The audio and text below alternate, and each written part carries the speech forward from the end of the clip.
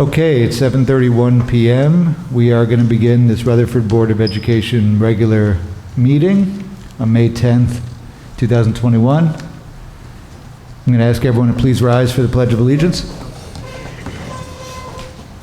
I pledge allegiance to the flag of the United States of America and to the republic for which it stands, one nation, under God, indivisible, with liberty and justice for all.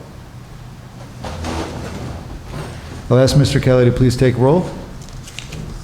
Mrs. Ahmed? Present. Mr. Bogosian? Here. Mr. Conti? Present. Mr. Healy? Here. Mrs. Jones? Present. Mr. Mazzone? Here. Dr. Racine? Here. Mr. Sprayberry? Here. Dr. Olati? Here. You have a quorum. Thank you. The New Jersey Open Public Meetings Act was enacted to ensure the right of the public to have advance notice of and to attend the meeting of public bodies at which any business affecting their interests is discussed or acted upon.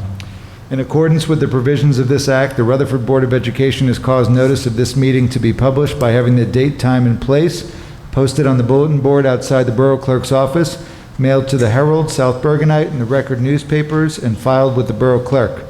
Hard copies of the agenda are available in the meeting room, and the agenda is posted electronically on Friday before the meeting date on the district's website at www.rutherfordschools.org. This regular meeting of the Rutherford Board of Education will be held as scheduled in the cafeteria at Rutherford High School, in accordance with the various governor's executive orders limiting participation in indoor gatherings. This meeting will also be conducted utilizing video conferencing as allowed by the Open Public Meetings Act, NJSA 10:4-6, as amended by PL 2020 C11. It's only a limited number of members of the public will be able to attend the meeting in person.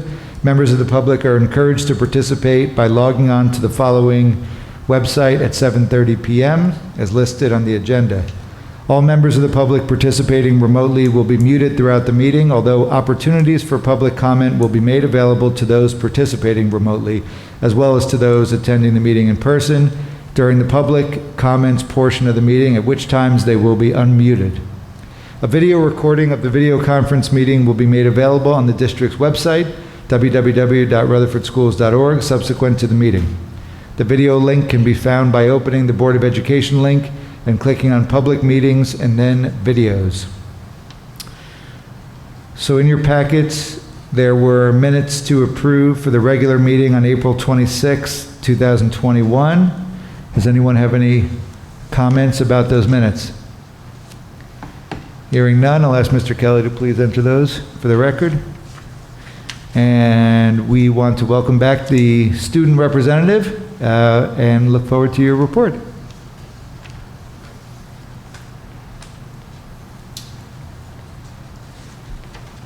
So the seniors are very happy with the college acceptance, and we're very excited for a new year and a chance to go back to normalcy with all of us being vaccinated, so no mask, no social distancing in that case. And with that being said, since this year we had very limitations in terms of what we can do, we're very excited for prom, graduation, and project graduation, which are all happening in June. So we're all really happy about that, and especially since it's been confirmed now, since it was on the question about 2 weeks ago.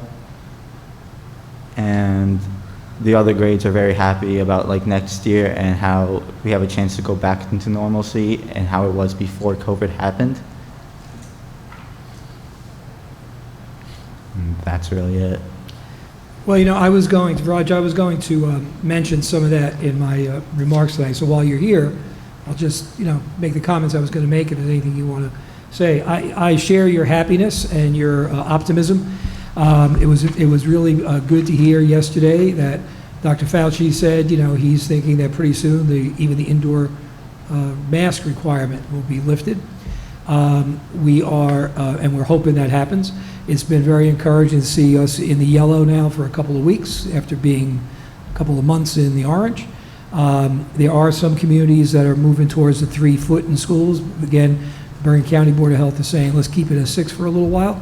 But really, at this point in the year, we're comfortable going to the end of the year, crossing the finish line with what we've been doing. You mentioned things like prom. You know, it's great that we're going to have one. It's going to be a little different than it was in the past. Junior dinner dance, going to be a little different. Graduation, we're still waiting on those numbers, you know, to see what happens. But at least we know, you know, in May, board members can remember this meeting last year. We had about, 100 people, and we spent several hours talking about what was graduation going to be like, and nobody really knew. So we know at least now like a baseline of where we are, and we're hoping it's going to get better. And yeah, I'm happy to hear the students are looking forward. You know, you're moving on to college, and you're looking at maybe a kind of normal start to college, where a year ago that didn't happen. And we're looking right now at a normal start to the school year. And again, we still have a way to go. It's still a fluid situation, right? But it's certainly going in the right direction. And I want to thank you, the students, and the community. My comment was going to be, we've made tremendous leaps in the last couple of weeks, and I think the vaccines have a lot to do with it. You know, the people who haven't gotten vaccinated yet, I urge people to go and do it. We can see the evidence in the number, you know, knock on, hope this table's wood. You know, we haven't had cases coming up in the schools. I mean, I know the county changed the rules. We haven't had cases. We came out of spring break with nothing. You know, the community has gone down to 1 a day, 2 a day. So obviously, the vaccines are working. Obviously, the cooperation that we've all have had with the mask and the social distancing, a year plus of hardship is really showing that it works. So I urge the students, right, to continue. We're not across the finish line yet. I urge anybody who listens to this in the community to continue so that we get that normalcy. And what Roger said about the students, you know, being happy about this, as a community, we owe it to our students to do the right thing so next year they have a normal school year.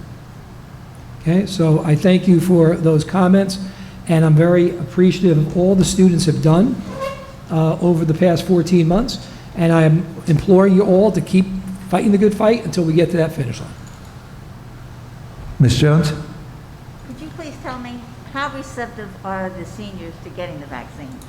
16 to 18-year-olds can have it now? Yeah, so I got my vaccine, my first shot 2 weeks ago, and then I got my second shot 2 days ago. And all my friends are fully vaccinated now. So we've been hanging out recently since we all have been vaccinated. And I'm pretty sure most of the seniors group has been promoting vaccinations on social media. Like personally, my friends posted their vaccination card on social media and said, get vaccinated. So with that, a lot more people are getting vaccinated, and some of my friends are able to get other people vaccination spots if they can't find it. So with that, we've been getting most of the grade to be vaccinated. Are the colleges asking that the kids Yes. be?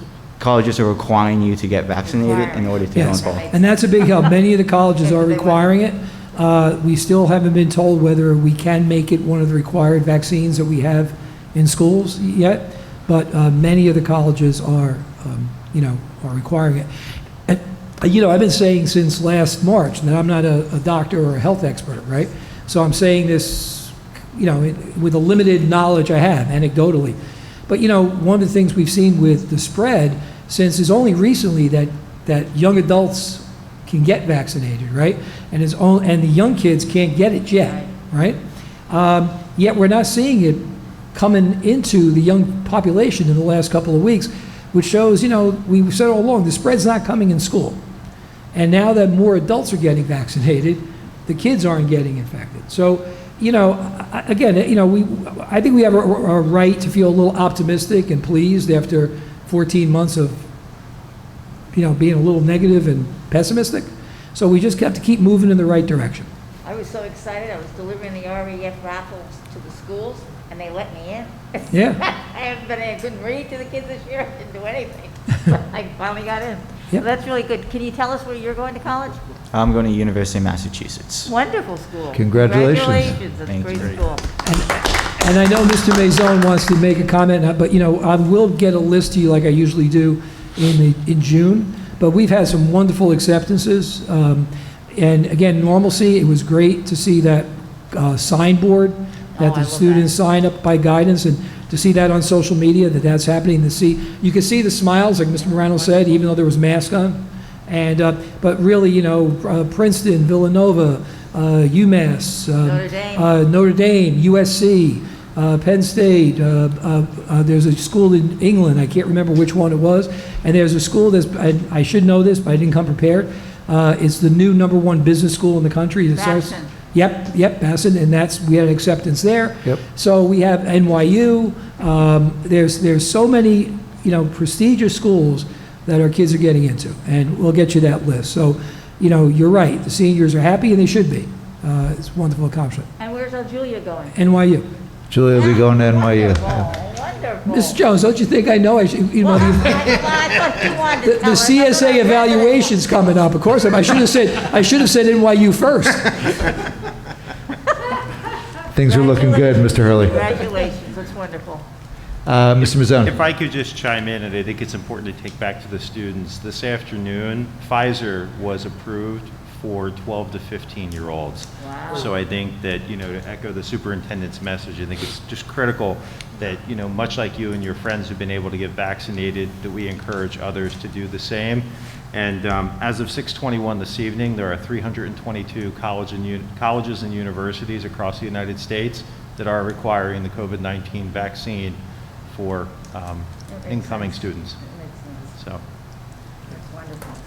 Congratulations to all. Oh, one more thing. How are you going to work the prom? How are you going to dance 6 feet apart? You went to St. Mary's, right? Well, it was easy back then. We had one senior. I went to a parochial school. We danced 6 feet apart. The entire Board of Ed are going to be chaperones. That's how. Sister Anita Claire, who was in my 8th grade, she'll come in and make sure we're all 6 feet apart. I think the students, I remember sitting in this cafeteria last August, hearing people saying, "Are the kids going to wear masks? What are you going to do? How are you going to handle it if they don't?" We haven't had one incident with somebody not wearing a mask. Our students, and I think our community, rises to the occasion. Most people will do what you ask them to do, as long as you're clear and you ask them to do it. And I think there's really been, it's going to be a little challenging, and I'm sure there might be a few that get closer than 6 feet, but we'll get my old Mother Superior there, and she'll take care of it. Wonderful. You have to tell us how the prom went. I'm really interested in that. Will do. Thank you very much. No problem.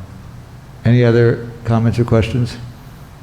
Well, I just want to say your report makes me happy because this is the most enthusiastic and positive in terms of developments, and rightfully so. You've gone through a tremendous amount this year, so your resilience and perseverance is absolutely something that we're all going to take away, and really happy that you'll be able to end the year in a positive light to be able to remember and to take with you. And I know that the board, our hearts and minds have been with the students because that's what it's all about. So I am really, happy for you, and wish you all the best for a great, rest of the school year. Thank you. Thank you. thank you very much. Thank you. And you're welcome to stay, or if you need to get home to do those last-minute studies, of course you can do that as well. All right. Thank you. Be well.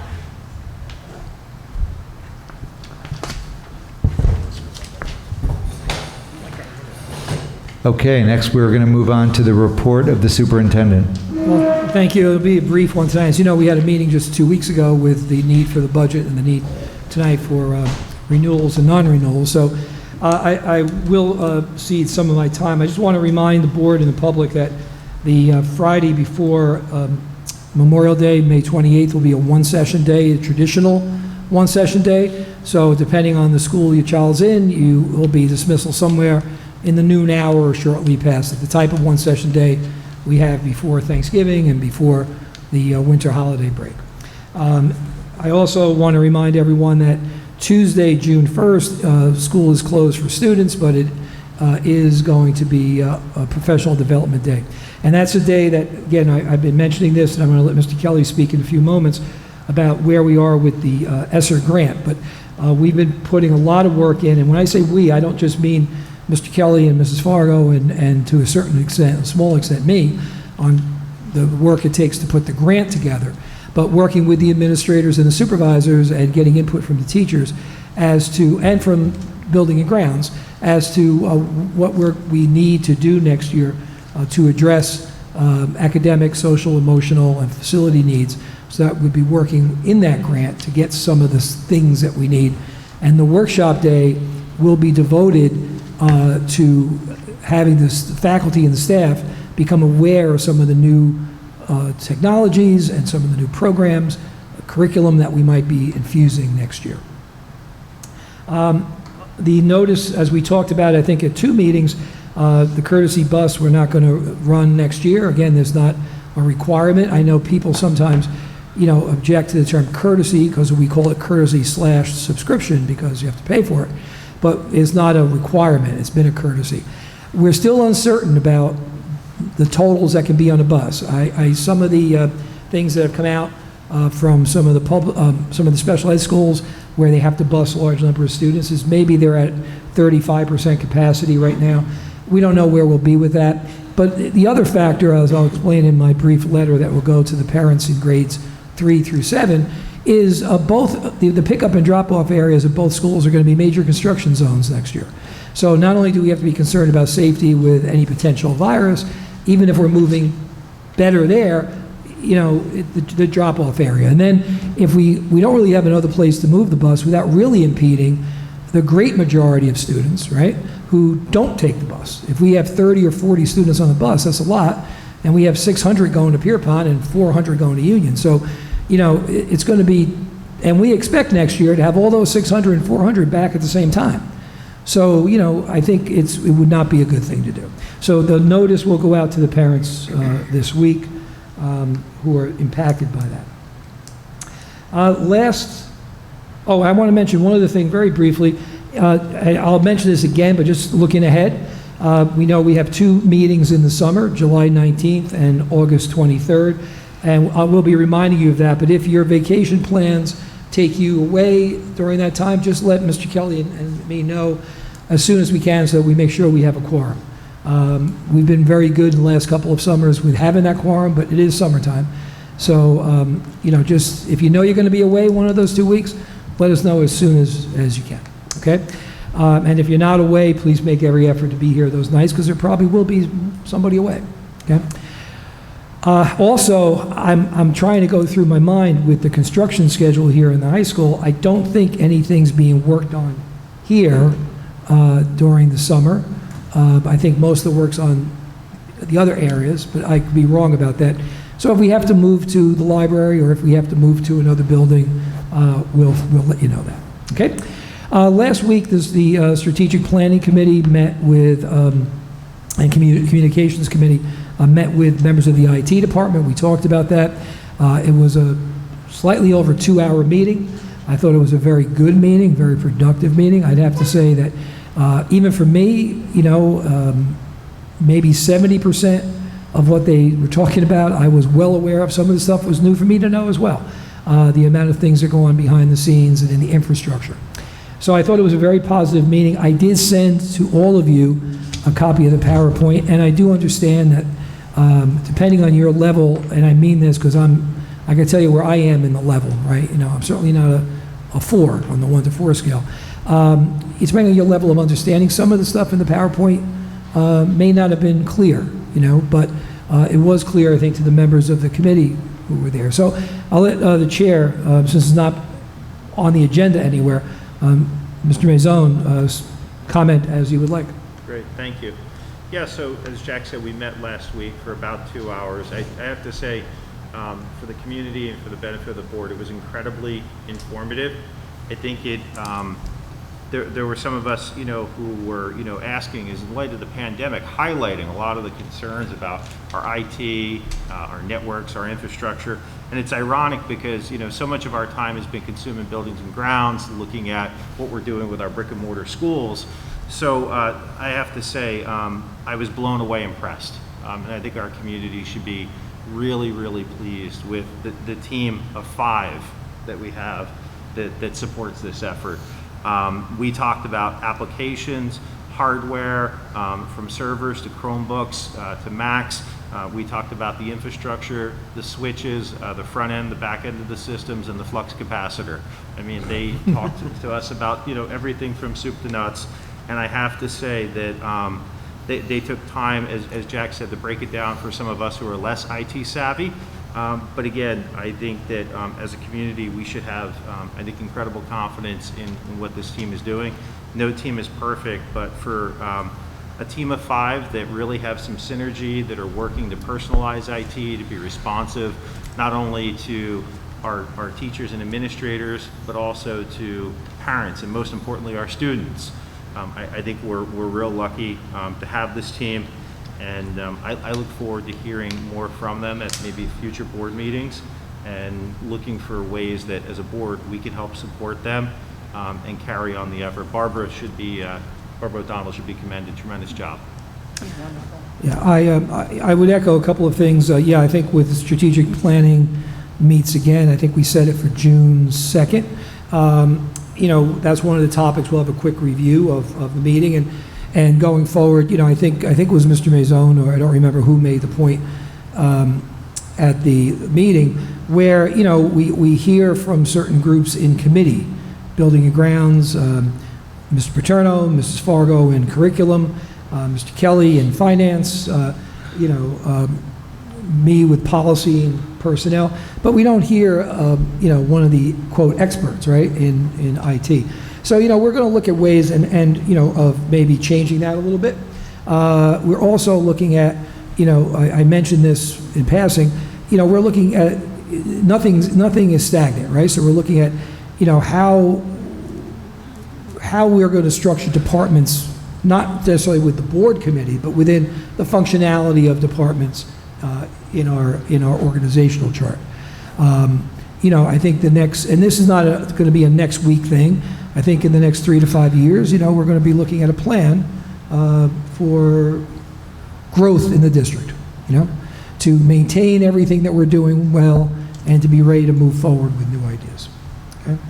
So I don't know if anybody else wants to comment on that before I move on to something else. I don't have too much in my report. I just wanted to highlight something that Mr. Mazzone said. So he talked about giving kudos to Ms. O'Donnell. So one of the things I found unique in listening to the presentation is that, a lot of times when you have a senior person overseeing a department, that person either has an IT focus or an educational technology focus, and it's not always common to find someone who understands both of those areas. So when you talk about the IT side of a tech department, you're talking about network administration, systems administration, infrastructure, all of the hardware and all of that.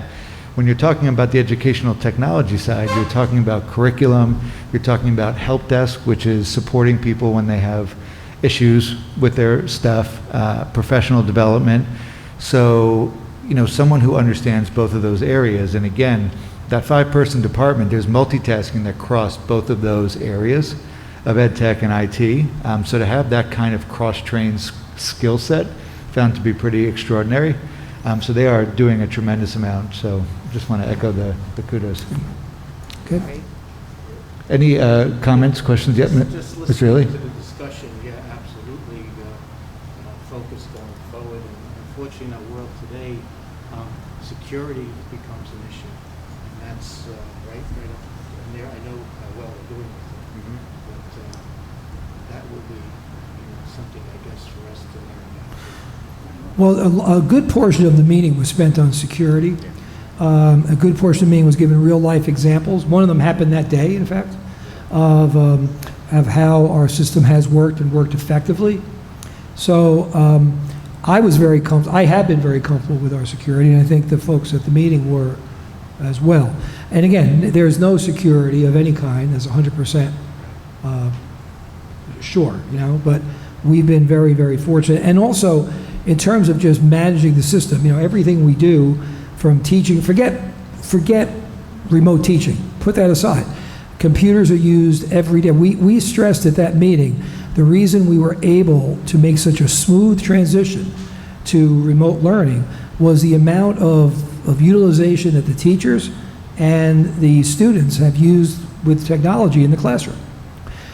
So, to keep all of that running, plus everyone's offices, Every work order, every budgetary item, every request for a day off or a field trip, everything is, the state reporting is enormous that has to go out. The fiscal reporting that has to go out of Joe's office. And the board office, with the exception of me, works with IBMs, and the rest of the schools working with Macs, and then we have Chromebooks, and we have desktop. We have so many different things that these guys, have to take care of. And as they pointed out, we've had almost zero downtime. And their ability, and I know there's 5 people. Again, Barbara, manages it. Laura is a secretary who, can assist in a lot of things with reports. But you really have 3 folks who get their, more or less, their hands dirty, right? And, I had a small issue today with my printer. I called over to the IT. Within 6 minutes, it was fixed. So it really is a remarkable achievement. And I will say one other thing, because I just share what I said at the meeting. You have Barbara, 30 years. You have Mike and Chris, both with about 18 years in or thereabouts. Matt's relatively new. Laura's been with us probably 12 years or so. This place is a special place. People come here. They become part of our culture. And it was tangible to me. And I hope it is when I speak, about things in the district. I hope it's tangible to you, that this is not just these folks' job. That they are committed to what's happening here. And they take ownership of it. And when something's not right, they take responsibility. It affects them. It's not just another day at the office. And I think that's true of, if you get a chance to look on the district bulletin later, I shared with everybody a video that I sent to the county for this thing that's happening in June. And, Mr. Met, who teaches 5 or 6 classes, does all this other stuff, working right now on graduation videos, volunteered to take all that and put it together. There's so many examples of that. And that's the structure of this place that we always have to make sure we keep. That's, I think, my charge as superintendent, the charge of the board, the administration, to make sure we build that sense of camaraderie. Because when it's more than just a job, you get the job done well. Ms. Jones? I just want to comment on that. I think Shelley and I can probably speak to being long-term board members. When the very good teachers leave, it's because they got a job as a supervisor or a principal or a vice principal in another school system, and they just couldn't say that in this stage of their career. Yeah. Most of them stay. Yep. If there's nothing else about this, I'll move on to the next thing. Anybody else have a comment, technology-wise? Yeah, the only other thing I wanted to say, so cyber safety and security was something on our minds for sure, and I know that they talked about some of the outsourcing that they do for part of that and the security threat tests that they do, so it was, really helpful to hear, at that level as well. So that was something that was addressed that may not be easily translatable if you're reading the PowerPoint, and I also found them to be humble in the area where they are continuing to push the department as well. Okay. The other item, I just want to remind you about the ESSER grant. I already mentioned some of that, and Mr. Kelly and Ms. Fargo both have taken the bigger load of this to lead us through this. And just like we did, it came up in our technology. I believe that you got to build. That's how we did it with the one-to-one. We talked about that, right? Build consensus, build curriculum, build the need, so it's not just a device. That's how we approach the ESSER grant. Let's get consensus of what we think we need. Let's do a needs assessment, then throw out ideas and see where they land, dollars and cents for the grant. So, Mr. Kelly, you want to just do an update on where we are? And this is on the agenda tonight, by the way. We need approval, right, not to allow Mr. Kelly to submit the grant. Thank you.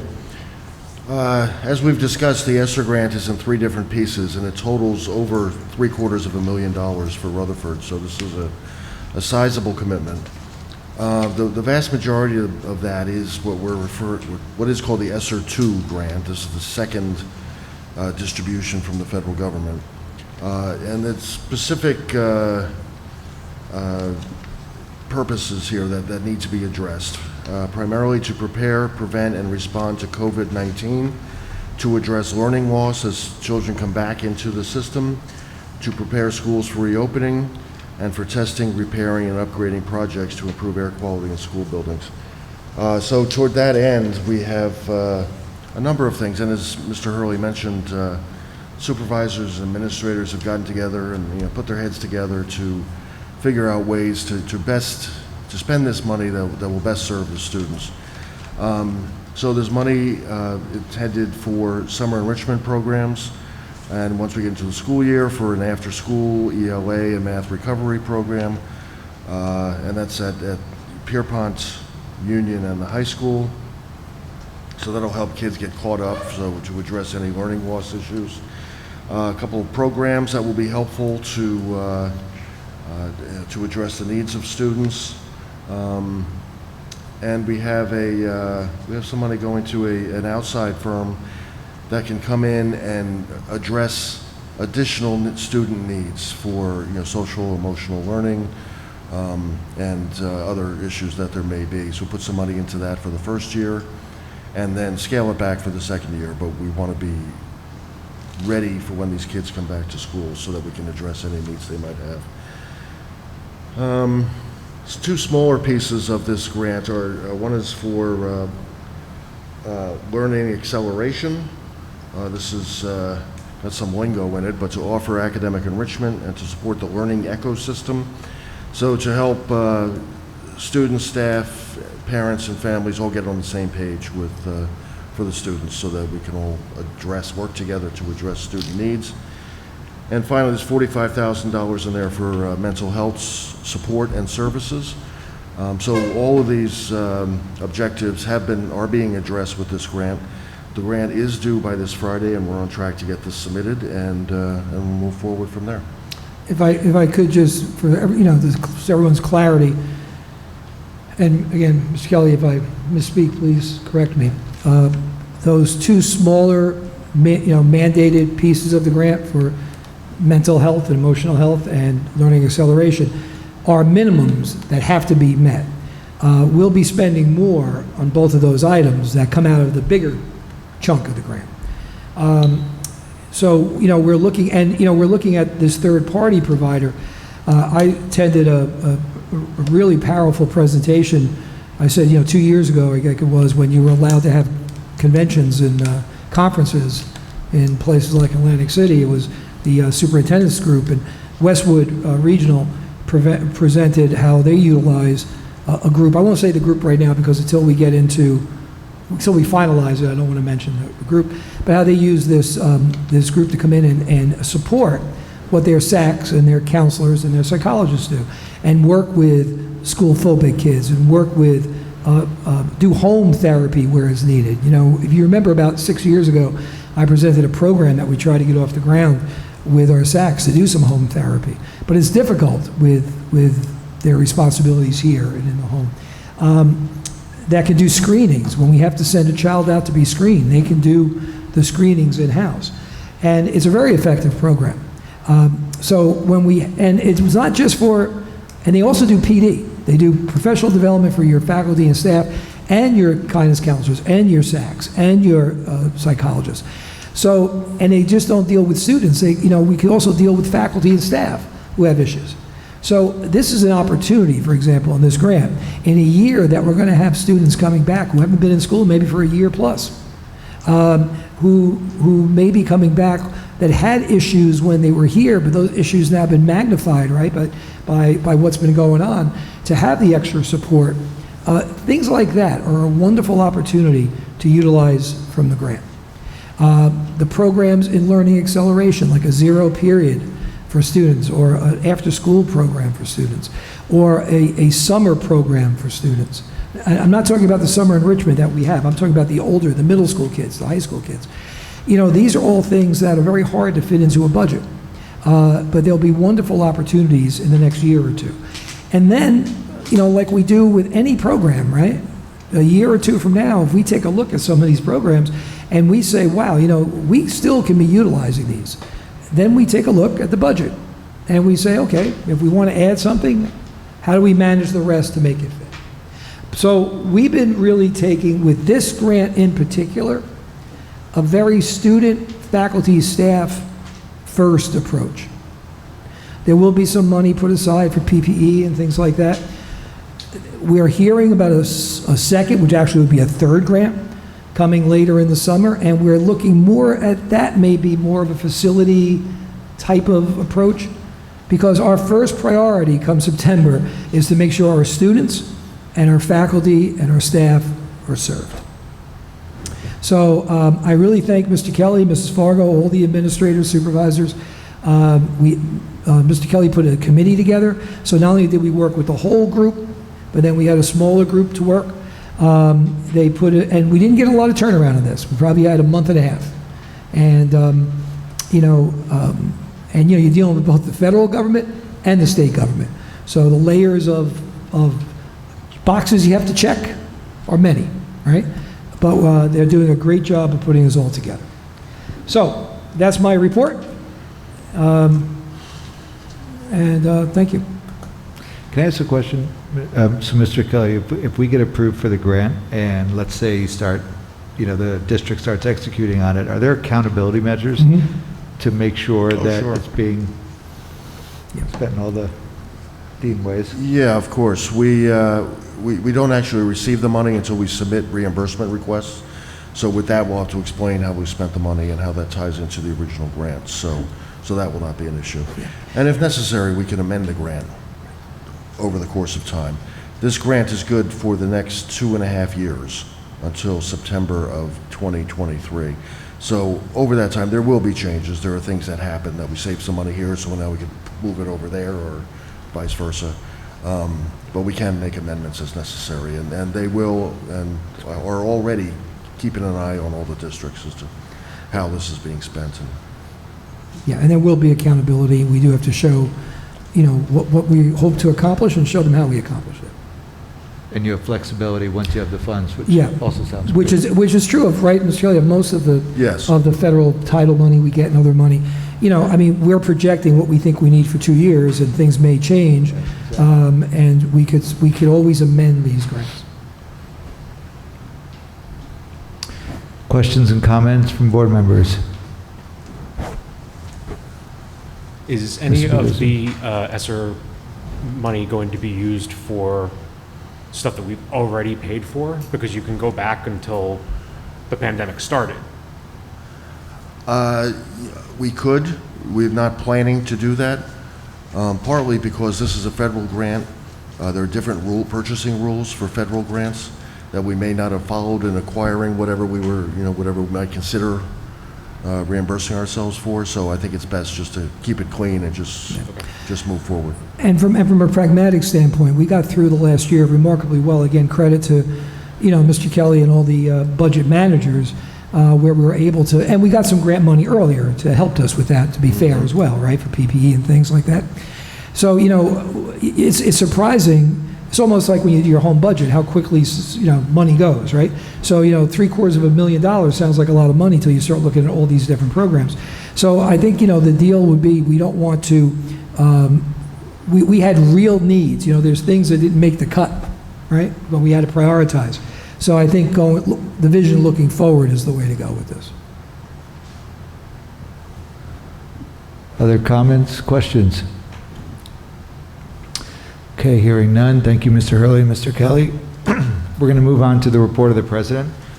So I just have 2 updates. So the first is I told Mr. Hurley and Mr. Mazzone, from this Sunday, the 16th, to next Sunday, the 23rd, I'm going to be out of state, out of pocket, handling a family matter. So if there's any immediate emergency that comes up, I've asked Mr. Mazzone to step in just to respond if there's anything from Mr. Hurley or otherwise related to district stuff.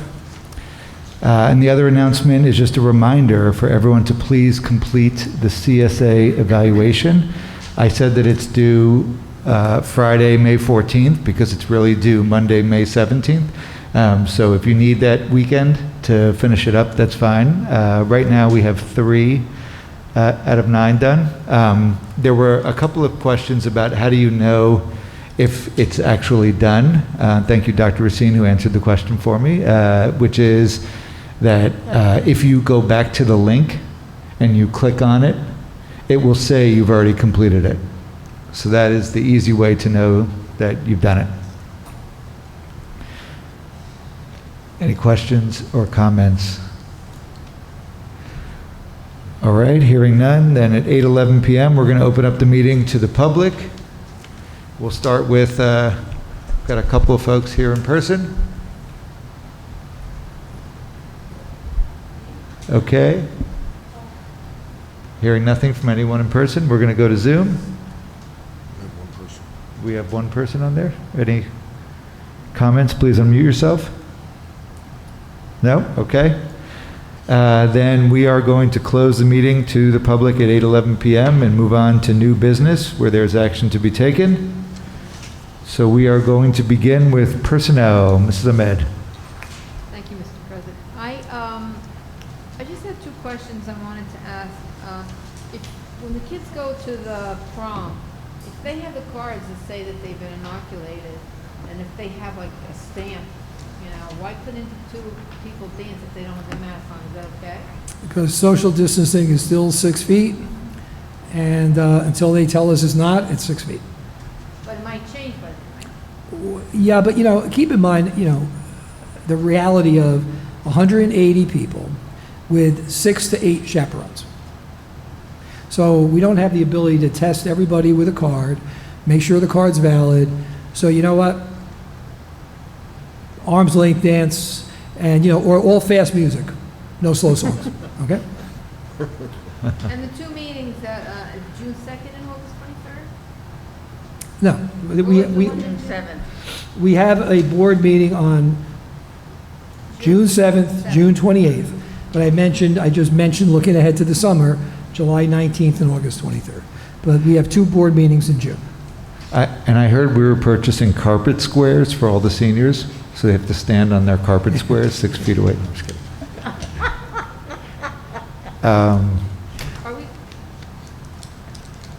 Are any of these meetings, if we're away on vacation, are they Zooming?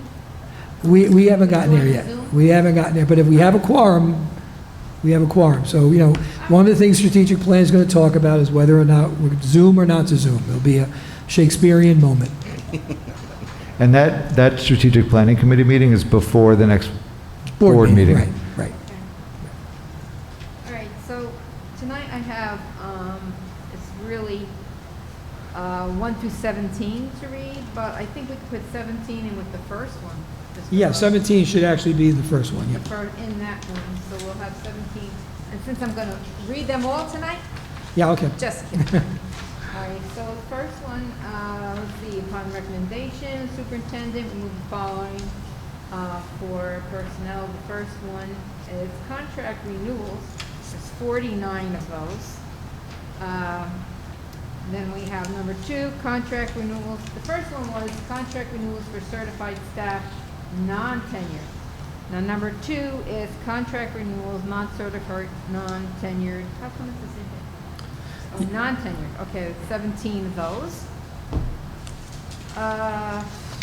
Custodians, we have 17 custodians for hire. Technology, there's 3.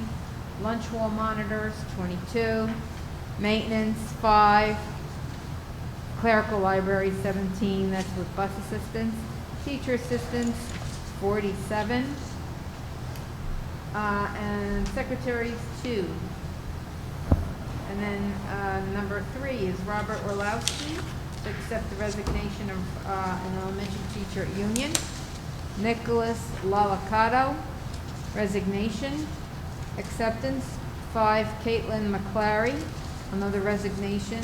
She's a teacher assistant in Pierpont School. Tiffany, and now these names get a little wild here. Tiffany Eusebio, to approve her as a long-term substitute nurse in kindergarten center.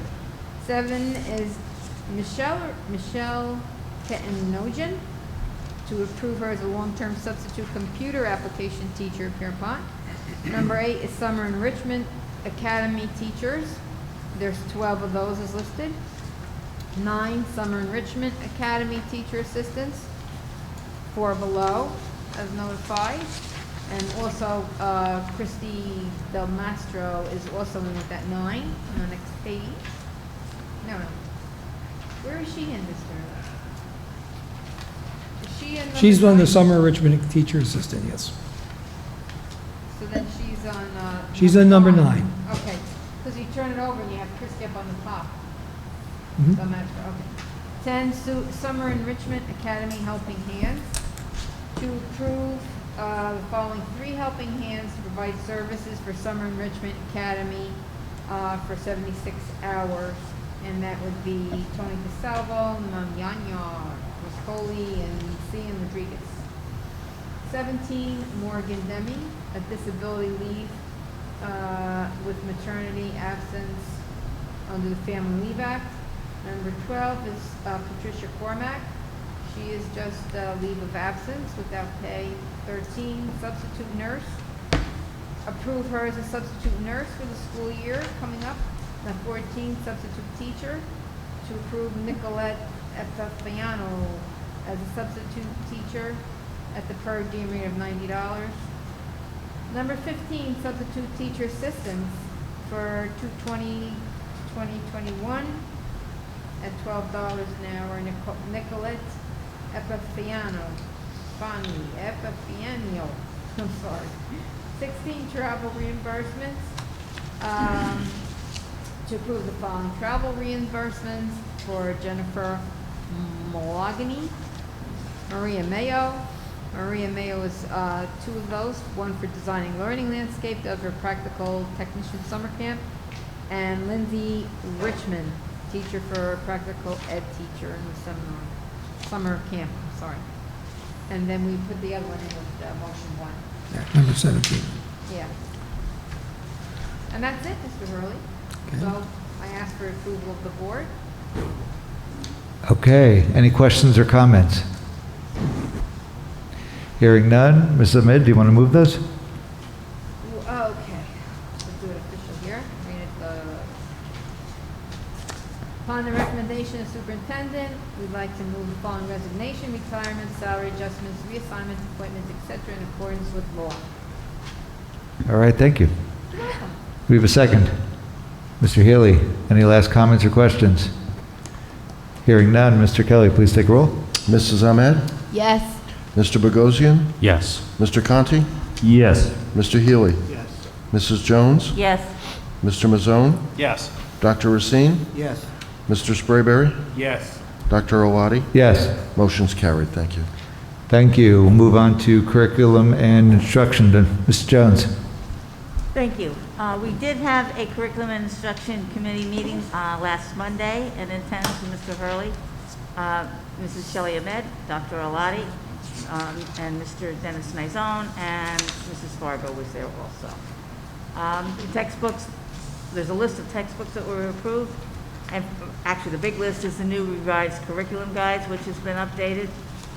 There is a proposal for a new elective to teach in Union School on military history. Discussion on enrollment for the Summer Enrichment Academy. Candidates for the New Jersey Seal of Literacy were noted.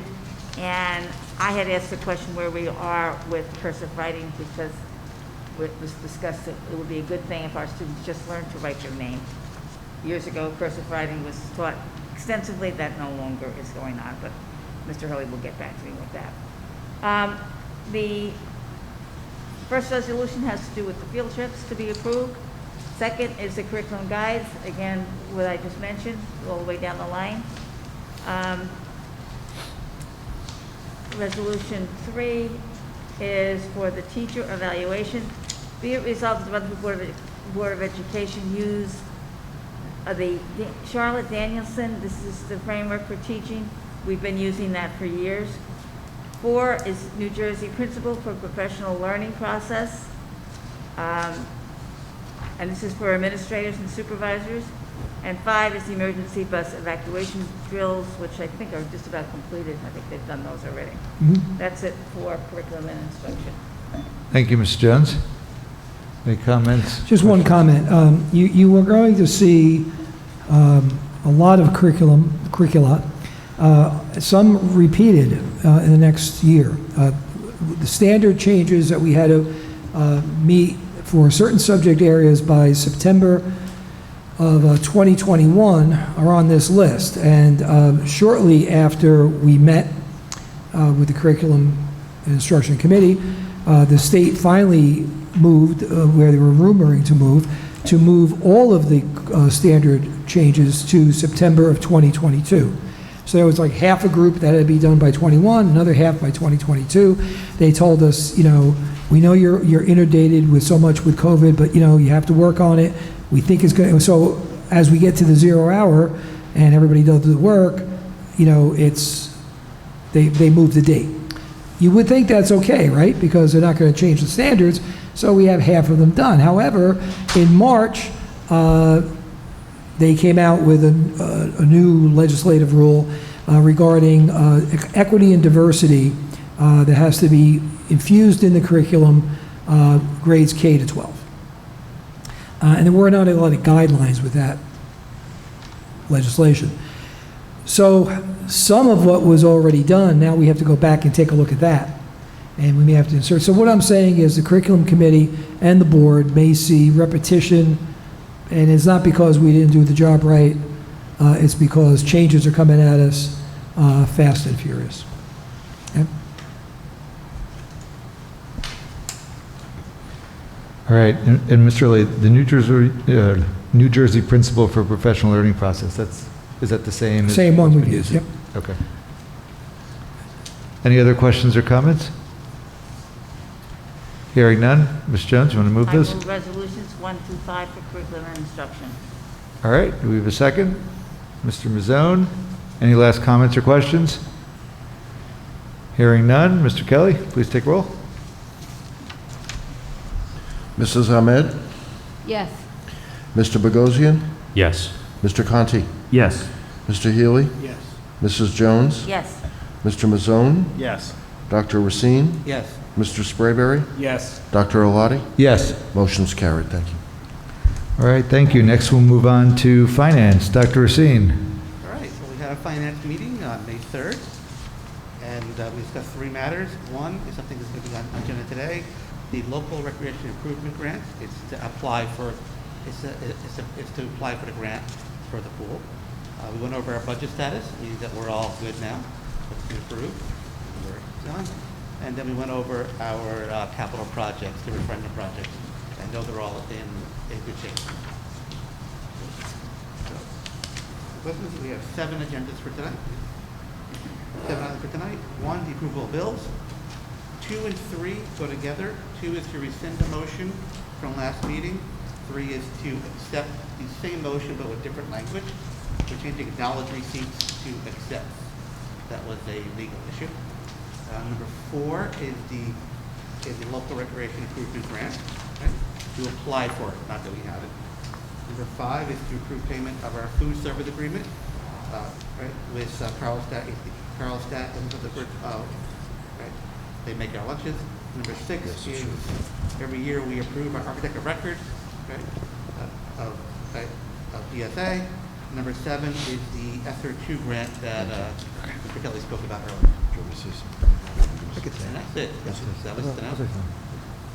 Yeah, just a note in number 3 that it should say 2019-2020. Be it resolved by the Rutherford Board of Education, it accepts the 2019-20, so just strike that and make that change.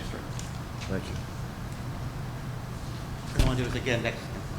Yeah, that's all I did. Okay, comments and questions?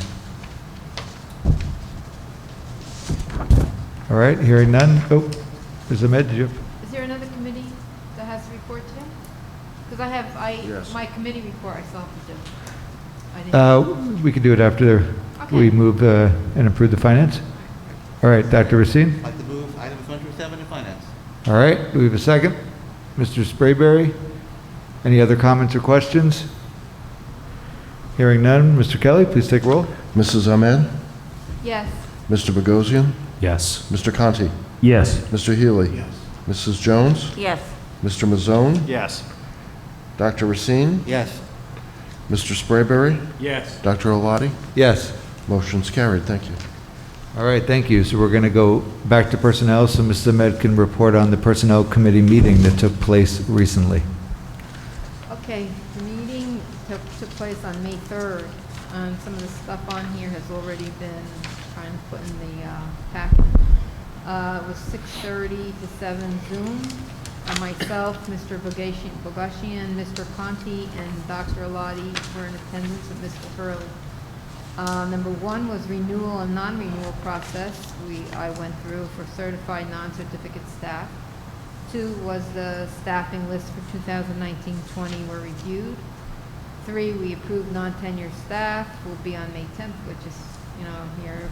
4, staff for SEA, which is Summer Enrichment Academy, and ESY Extended School Year, will be on the agenda for in May and June. The hiring process was reviewed, and that was it. Thank you, Mrs. Ahmed. Any questions about Mrs. Ahmed's report? Okay, hearing none, we're going to move on to policy. Mr. Healy, do you have anything to report? No, we did not have a committee meeting since our last board meeting, and there are no resolutions for this evening. Okay, all right, thank you. Then we will move on to buildings and grounds. Mr. Sprayberry. Good evening. We had a great Buildings and Ground committee this month. I'd like to give a huge shout out to Joe Kelly for your presentation and everything you put into it, especially detailing out the roles that EPIC and PSA have played in making sure where we are in the contracts. And so that's one of the points I want to make, because I think if someone reads number one and they look at the construction and the construction union school and see that it's behind, that can create some worry. And having done this all my life, all my career, PSA and EPIC, along with Joe and the district and everything else, I have no concerns that they'll get back on track with HNS. So I just think that that's great job all around, all you involved. It just shows the tremendous success that we've had with this referendum. So great job. Thank you. That being said, and thank you for working with all of us to our schedules to get the Buildings and Ground Committee, the building tour scheduled. So Mr. Kelly's an event planner now. He can get you in anywhere you need to go. So thank you for your patience. You're very welcome. We do have one item to be up for approval tonight, and it is a change order at the Rutherford High School. And Mr. Kelly, would you like to add anything to the change order? Well, I will say that now that the contractor's been opening up the ceilings here, they're finding a lot of dead bodies, for lack of a better word. Because the building, this wing is almost 60 years old, but there are certain standards for management of the wires that may have changed over time. They probably changed over time. Could be that we didn't meet the standards then, probably not likely, but, and the same thing with the caulking. We have to make sure that every space in the wing is sealed off from every other space in the event of a fire. So there can't be any gaps above the ceiling within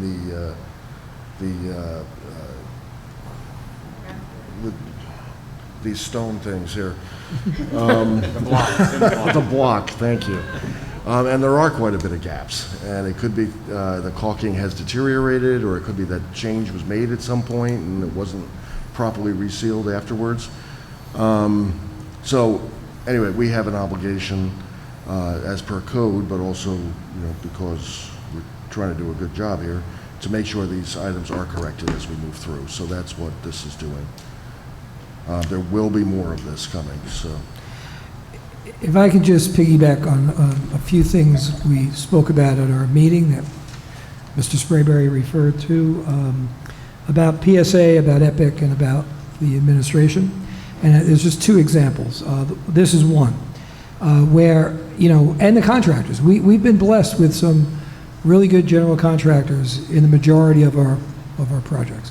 So when they started opening up the ceilings and they see this, EPIC sees it, the contractor sees it, they bring it to their attention, PSA comes out, we tour the building with administrators, and Epic, PSA, the contractor, and we invite the fire marshal.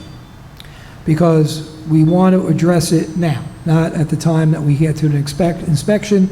And then PSA works with Epic, with the contractor, what's the cost going to be to remedy this? And they push back if they think the cost is too high. And it's a back and forth. Then we have our every 2 weeks we meet. We meet more if we need to. And it comes then to Mr. Kelly and to me for final decisions. So it's a process. When you see these items, it's not especially an item with a dollar value like this, it's a process. Mr. Sprayberry mentioned, and Mr. Kelly put in his minutes, that we were a little concerned about falling behind at Union, and we are in some cases, but again, these are being addressed. The day or two after we met, we had a very direct and pointed meeting that I asked for, and the major concern we had was with the schedule for asbestos abatement in the current gym, to have that done in a timely fashion, have the gym returned for use in the fall before the new gym is completed. And that was resolved last Wednesday, and the work's going to begin, if all goes well, June 28th. So again, we're on top of it, but really Epic and PSA is on top of it. Mr. Paterno is on top of it. And, we're managing 6 jobs right now. It's a lot to manage, but I think it's going pretty well. And come summer, there'll be 3 big ones, but there'll only be 3. And it's going to make it a lot more manageable. So kudos to everybody. And I appreciate, Mr. Sprayberry, the comments you made about the work that all those folks are doing. Because we are in very good place. I mean, a year ago, we're just beginning this process, and we're really in a very good place with meeting deadlines. I'd also like to add too that, what we did discuss at the meeting is what PSA did in Epic when they put these bids together, is they put in a change order allowance. So we're not sitting here at an approved contract and you're looking at $1 million and all of a sudden you're getting a couple $100,000 in a change order, $100,000 in a change order, going, oh my God, we didn't have this money in here. It's already budgeted in there, so the money's coming back to the district on most cases. So it's just a great job all around. Thank you. And I should add too that for this project in particular, the Mortimer wing, the architects realized there would be an issue with wire maintenance and with the caulking, the fire caulking. So they put in specific allowances just for those. And they knew that, they realized that for the spot checking they do above the ceiling. So they knew there were going to be some issues. So they made a separate allowance so that it could be addressed and move forward. So that's an excellent point, but just thinking outside the box. Any questions or comments from board members? Mrs. Ahmed? I do a lot of walking all the time outside with 2 friends that I met from elementary school with my children. And I can't tell you, I pass these schools, I don't recognize them. It's so shocking to see that they seem to go up so fast. And I don't know how everything was coordinated. I give you praise, whoever the people who are in charge of these guys are board here, but it's such a fantastic new look for the town, and I don't know how you possibly did it all in such short time. So I thank you very much. You must have lost a lot of hair, Mr. Hurley. I have none to lose. Well, it's been such an easy year with everything else. It was easy to focus on. I think the fact that we were, I'll speak personally, I was so focused on the pandemic, I got out of the way more, and that's why probably everything is smooth. Any other comments or questions? Ms. Jones? Just one more thing to add to Buildings and Grounds. I received an email from Rod Leaf. He is our town historian. And he says, Dear Diane, I just wanted you and the board members to know that the American Legion representative, Bob Hansen, who is giving a talk about Veterans on Memorial Day, will be sure to feature the 2 memorial plaques at Union School. I just came home from the school to photograph the plaques, and I saw Kurt Schweitzer and Charles Ryan, and want you to know that we are very pleased with the columns. The cupola still needs restorative measures. Hope you were all well, and we mentioned that at the Buildings and Grounds meeting, and I said to I responded to him just saying that we were aware about that, but I thanked him for his concern. That was really big because they do a lot of work with that. And I will say this too, and about Epic and PSA. A year ago, you know, and they're carrying a lot on their plates, but they initiated and they were very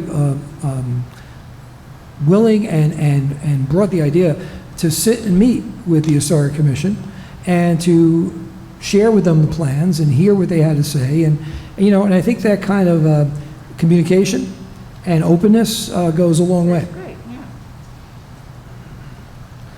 Mrs. Ahmed? Also, I would just like to, you know, I was so proud. I believe Mr. Hurley somehow got it in there. I don't know how. It was in the New York Times about how our classes were open for special ed during this epidemic. And I'm so impressed with that myself, you know, that none of the other schools seem to have it. Well, some do, yeah, but we But they did listed it. a few of Yep. them that, you know, they were surprised that Rutherford had it. I'll tell you what the lesson I learned from that is I heard from people that I haven't heard from in 20 or 30 years. So, you know, you don't want to get in the paper for the wrong thing because people obviously read the paper. But it was a nice, you know, and again, I wanted to make the point to the reporter that every community, every school district has their own issues, their own concerns, their own, you know, space and enrollment and building and, you know, all the things that kept us either in or out of school. Their own community values, their own Board of Education, their own Board of Health. So, you know, I wasn't looking to compare and contrast us, but when they contacted me, you know, I was very proud of what we did. And I was very proud of this decision that was made to focus on those kids who would not function well in a totally remote venue. The kids in K to 3, the special ed kids, the ESL kids, the ones that would not function well in the remote, to do our best to get them in the maximum time. And again, you can recall, those of you that sat here last August and September, you know, getting some pushback from some and some praise from others. But I felt, you know, my mantra has always been, you got to make decisions in the best interest of the students. And I was happy that we got the recognition. But again, what other districts have to deal with, you know, everybody's got their own issues to deal with.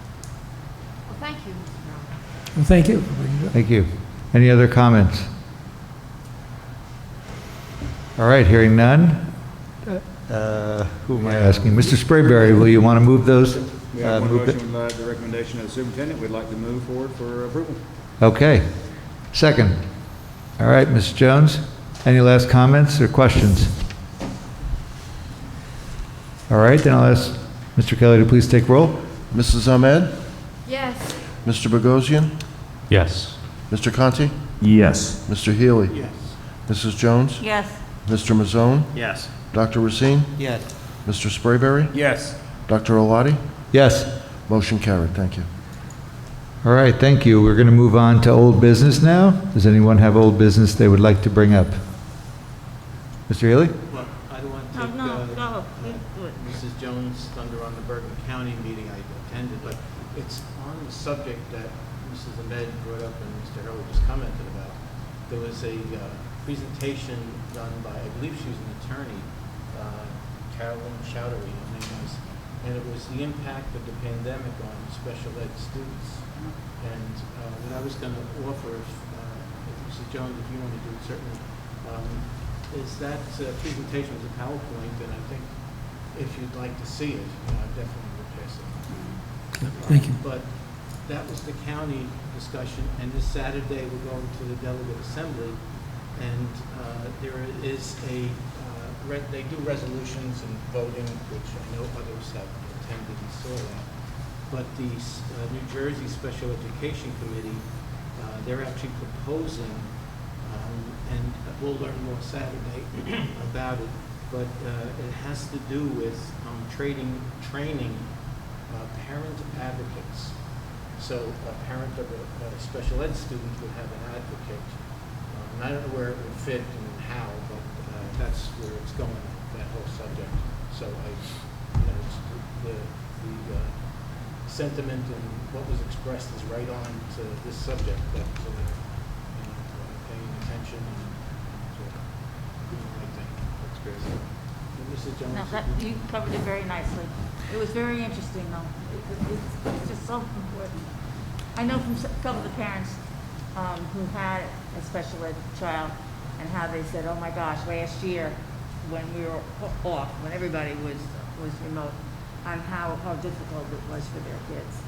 So it was really great that they got back into school. Thank you. I have one comment I'd yep. like to make. I'd like to just thank the REF, the Rutherford Education Foundation. As you're aware, this has been a very tough year for the group, right, with some of the fundraising that they normally do, casino nights and wine tasting and the Harlem Wizard game, and have been canceled not only one time but 2 times. But they managed to come up with some creative ideas, golf outings and other things. And we're very adamant that we submit grant applications, and I believe, I don't have the, I think we submitted 16 of them, and, you know, yet to hear how many they can award. But certainly in a year where, you know, it would have been understandable if there wasn't any money and there wasn't any ability to help us. I appreciate the work they've all done creatively to engage some and entertain some of these grants. And also, I encourage everyone, if you could support with a raffle ticket or anything else that they come around with. As you know, the REF has done a lot of wonderful things for the district over the years. And helping them is not helping them is helping the students and the district. And also keep in mind that if the grants are fewer this year, which is understandable, if the amount of money is less, which is understandable, many of the grants that were awarded for this year, last year, and last year was one of the more sizable awards, had to carry over because we just couldn't do we couldn't buy flexible seating in a year that we had to keep everybody apart, you know, things like that. So again, the REF is allowing us to carry those grants forward. So even if the amounts are less next year, the real impact from the REF will be the same. So again, I just wanted to acknowledge them and thank them for what they're continuing to do for our students. Thank you. They are a very energetic group and very creative. They did trivia facts this year too for, you know, right, the trivia night they had. Yeah. Several times. That was, Yeah, the REF spent a lot of time figuring out how to try to be creative this year. now the ladies' luncheon is coming up on June 6th. Yep. At the Elia restaurant. That's another one that they've done, so little by little. And there is a rumor that there is a potential for some kind of a cornhole tournament that the REF may put together. I don't know if that's exactly the nature of it, but I think it's something like that. So there is an education foundation in another town that's doing one of these, and so some REF members are going to go and assess that, and then come back and see if that's a viable event for a summer event. Are we going to challenge this other town? Is it going to be a competition? No, I think there'll be enough internal challenge, probably, within Rutherford. The winner takes the whole pot of money, you know, that type of thing. We shall see. Yep, Ms. Ahmed.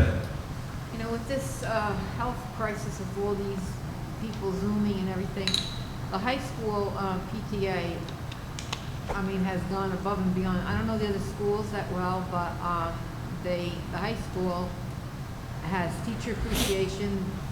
It's been unbelievable with the food that they sent in. They donate raffle tickets. They've collected raffle tickets. I don't know, so much money with that, and they gave it to the teachers. They have everything. It was like unbelievable. I can't even remember everything, but it was really, really above and beyond. And you know, it's necessary because at this time everything's been so crazy that it like warms my heart to see such good things happening for the teachers because they really deserve it. The PTAs in all the buildings this year, they always do a great job of Teacher Appreciation Week. I think this year was even more in every building, and I do thank them for that. You know, it's a little, it may seem like a little something, but it does make the faculty and staff, they really do feel it and they appreciate it. So we thank the PTAs in all the buildings for what they did. I think this year was even, I agree with you, Ms. Ahmed, it was even beyond the past. And And they have these, the spinning wheel at the end. You like that spinning wheel? I won twice. I keep giving it back. I thought, no, that's okay. I don't want it. But twice I won. I'm so excited to watch the spinning wheel. Okay, any other old business? Ms. Jones? Well, Shelley has just reminded me of something. Perhaps next year, we could bring back the luncheon that we used to put on for the Board of Education women. Do you remember how we used to do that years ago? Yes. They haven't had anything from years from the Board of Ed, and I think that that's something, you know, they've worked just as hard. Yes, our teachers have done a great job, but we did that for quite a long time, and I don't know what happened, where it fell. Which you know, by luncheon the are you wayside. talking about? I don't remember. Well, Which- you weren't there then, though. Well, I've been here 44 years. No, but so- you weren't in the board office, sir, unless you Oh, were for the running board for a office. principal. Oh, for the please. board office? Board office. Oh, yeah, Put a we'll, luncheon I think on. we should bring that back every week. No, we did that. It was, I would really like to look into that. Well, you know, Ms. Jones, I appreciate that, because, you know, where is Business Administrator Appreciation Day, or, you know, Superintendent Appreciation? No, I think, you know, if the board wants to do something like that, you know, I think the board could entertain that, sure. I am hoping, speaking of luncheons, that the new teacher orientation next year will be back to a normal in-person event, and we could go back to that luncheon, which was always a nice way to welcome the new staff in. So yeah, I think next year, you know, we certainly, I'm open, anytime there's food involved, I'm open to it. But thank you, that's a good idea. Thank you. Okay. Any other old business? All right. We're going to move on to legislative update. I have one tonight, and then I have something else I just want to bring up quickly. This is Assembly Bill 5472. This is for marijuana offenses and parental notification. Requires law enforcement to provide written notice to the parent or guardian of a minor purchasing or possessing alcohol or cannabis. Recently enacted legislation legalizing cannabis had laid out a written warning system for minors that were found in possession of cannabis.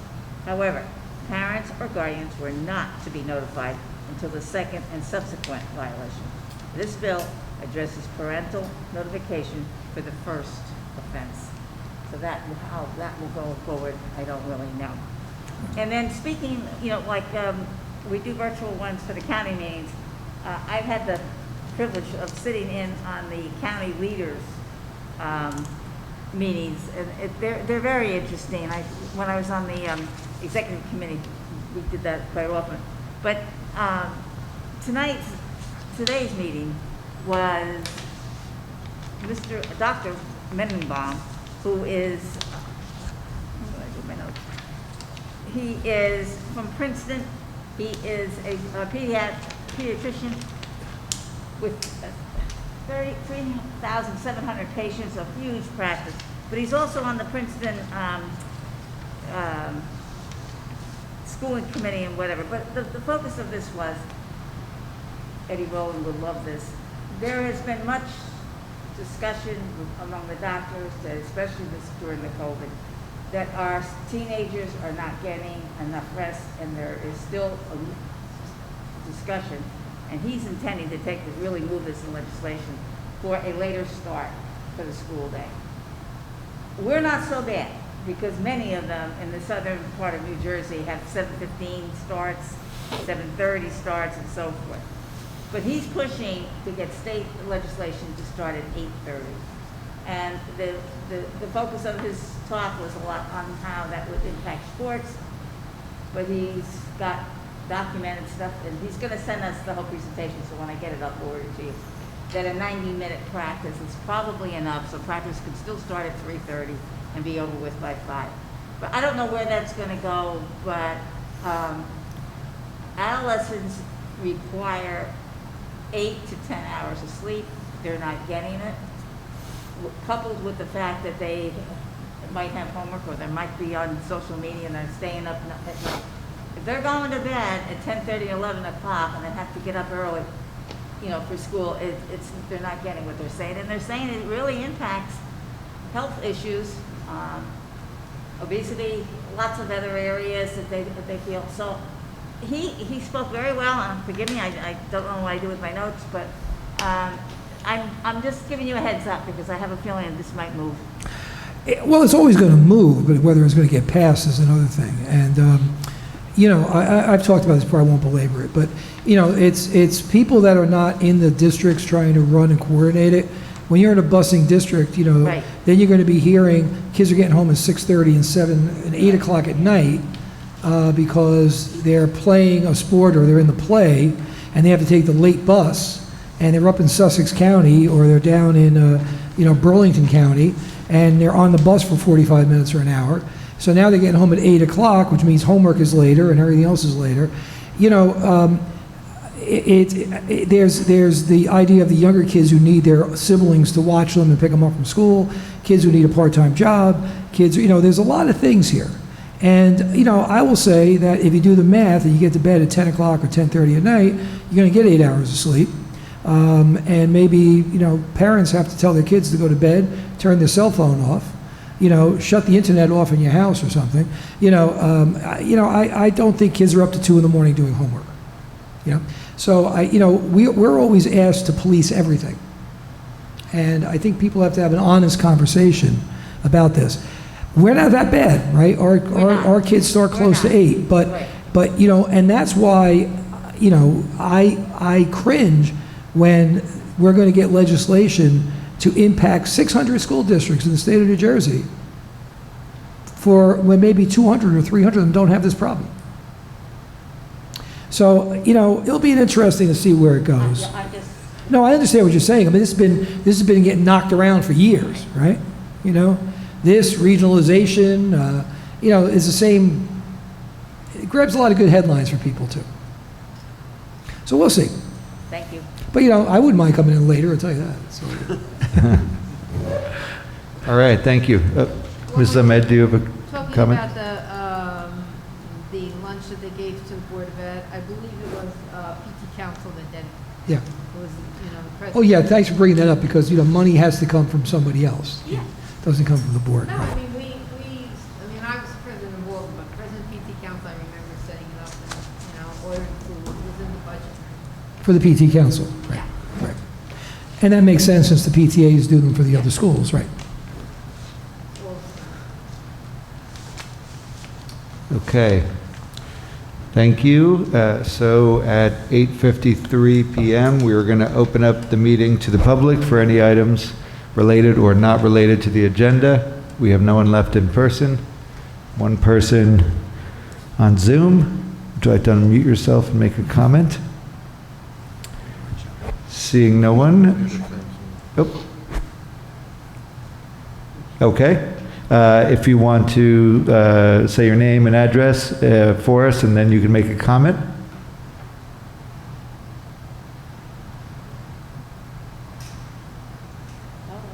Hello? And she's back out again. Okay, looks like there's no comment. All right, then at 8:54 p.m., we are going to close the meeting to the public. Nope. There is no need for an executive session this evening, so we'll ask for a motion to adjourn. Mr. Bogosian, second. Mr. Mazzone. All in favor? Aye. All opposed? We are adjourned. Thank you, everybody.